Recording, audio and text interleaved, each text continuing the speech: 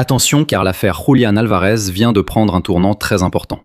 L'attaquant argentin veut clarifier son avenir dès maintenant.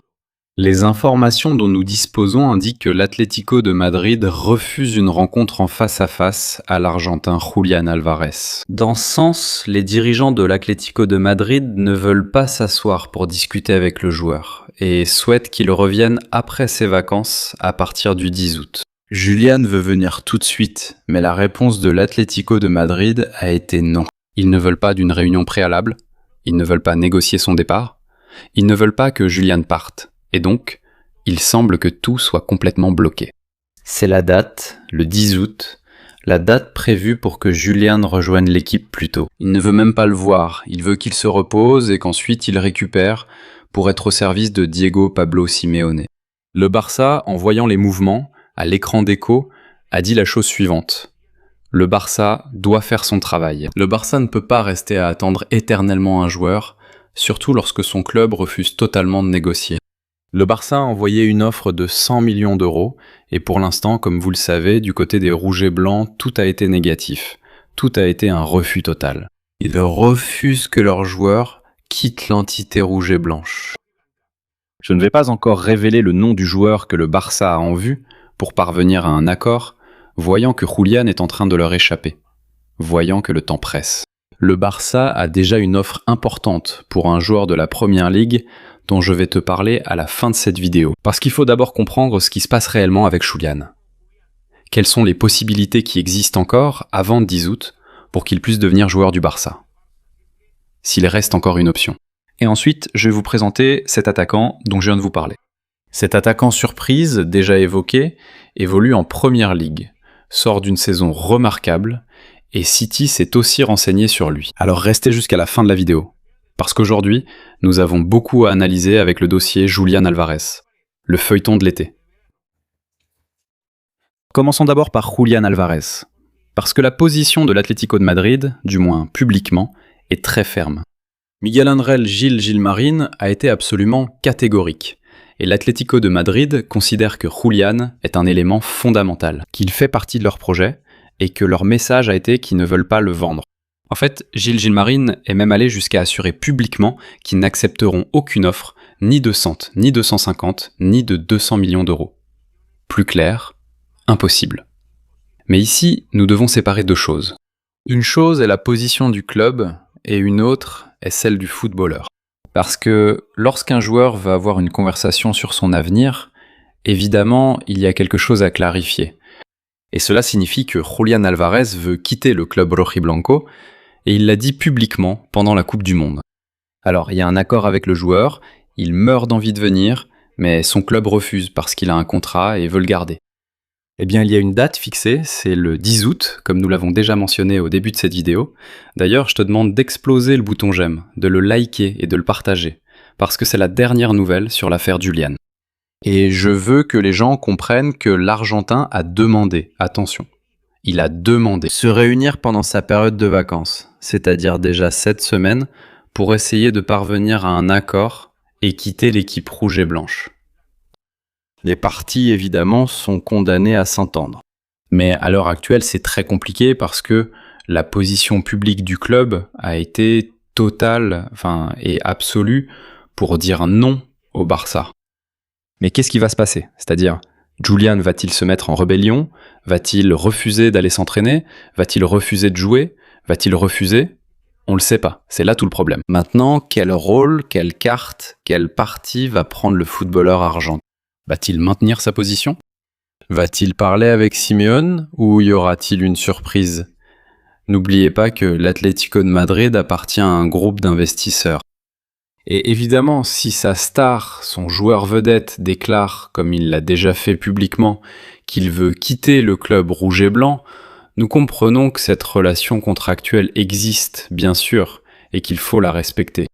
Mais si le joueur n'est pas content, n'est pas heureux, qu'est-ce que vous pensez qu'il va se passer? Parce qu'un joueur qui n'est pas à l'aise dans une équipe, ça se voit. Et la performance peut aussi déterminer l'avenir du club rouge et blanc lui-même. Par conséquent, je pense qu'il va se passer des choses. Même si cette réunion a été refusée à Julián au départ, je pense que quelque chose va devoir se passer. Si pas avec Julián, alors avec son agent. Je pense que dans quelques heures, nous aurons du nouveau. Je le dis très clairement. C'est-à-dire, Julian est une option que j'aime beaucoup personnellement.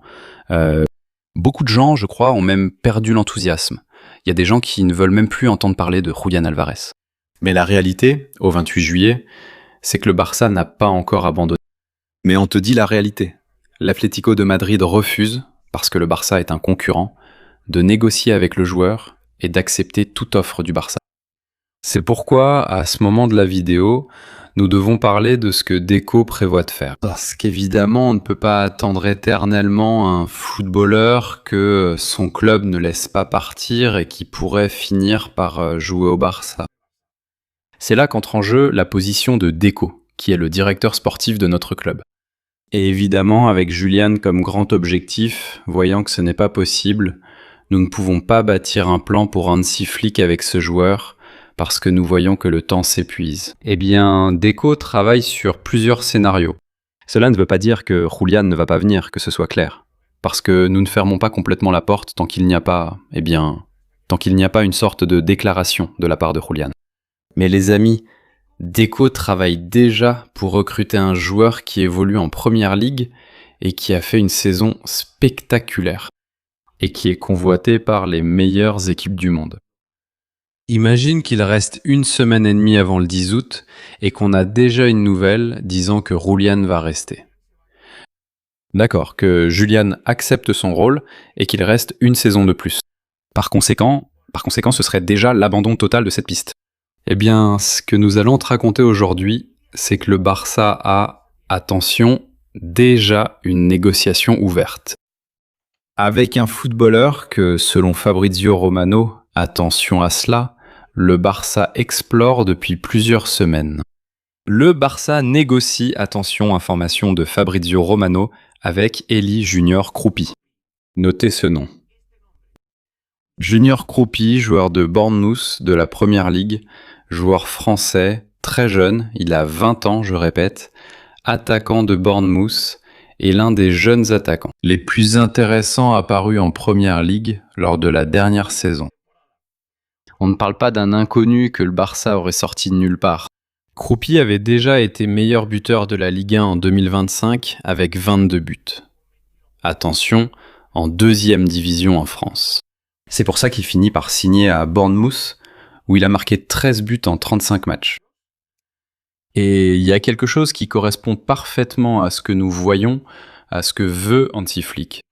Il peut jouer comme avant-centre, il peut jouer sur les ailes, il n'a que 20 ans, il mesure près d'1m80 et il est droitier. C'est-à-dire un autre jeune footballeur, dynamique, mobile, avec un profil très similaire à Julian Alvarez, il marque des buts, il a une grande marge de progression, mais attention, évidemment, nous ne voulons pas non plus te faire croire avec cette vidéo que ce sera une opération facile. Les informations qui circulent autour du joueur indiquent que Bournemouth, a priori, n'a pas non plus l'intention de le vendre. Et en plus, il y a une concurrence incroyable, c'est Manchester City, qui s'est également renseigné sur le joueur français. Donc nous avons une situation assez intéressante. Le Barça continue de rêver de Julian, l'Atlético dit qu'il ne le vend pas, et le Barça étudie la piste Kroupi, tandis que Bournemouth reste également sur sa position de ne pas vouloir le vendre. Par conséquent, il nous reste environ 15 à 20 derniers jours de ce mercato. Avant le début de la Ligue, je pense que le marché des transferts reste ouvert jusqu'au 1er septembre. Corrigez-moi dans les commentaires si je me trompe. Mais famille, je pense qu'il va se passer des choses. Que les gens restent calmes, qu'ils ne regardent pas Madrid, que tout le monde reste très très calme et ne pense pas à ce que fait le Real Madrid sur ce marché des transferts. Ce sont eux qui sont dans l'urgence, pas le Barça donc, tranquillité. Quelqu'un viendra pour l'attaque.